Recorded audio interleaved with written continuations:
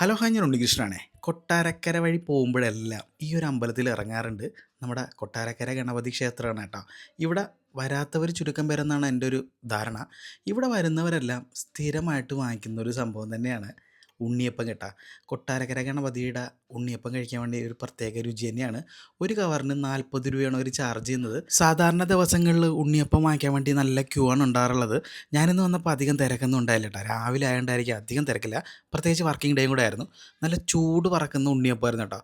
വല്ലാത്തൊരു മണമാണ് കേട്ടോ. ആ ഒരു മണം കിട്ടുമ്പോൾ തന്നെ ഒരു പ്രത്യേക ഫീല് നമുക്ക് അനുഭവപ്പെടും. കഴിക്കുമ്പോഴെന്ന് പറഞ്ഞാൽ ഭയങ്കര സോഫ്റ്റാണ്, വേറെ ലെവലാണ് കേട്ടോ. കൊട്ടാരക്കര ഗണപതി ക്ഷേത്രത്തിൽ ഉണ്ണിയപ്പം കഴിച്ചവരുണ്ടെങ്കിൽ ജസ്റ്റ് വീഡിയോയുടെ താഴെ ഒന്ന് കമൻറ്റ് ചെയ്യാൻ മറക്കണ്ട. ഇവിടുത്തെ പ്രത്യേകത എന്ന് പറഞ്ഞാൽ ആ ഉണ്ണിയപ്പത്തിൻ്റെ പുറത്ത് വിതറിയിരിക്കുന്ന ആ ഒരു പഞ്ചസാര തന്നെയാണ് കേട്ടോ.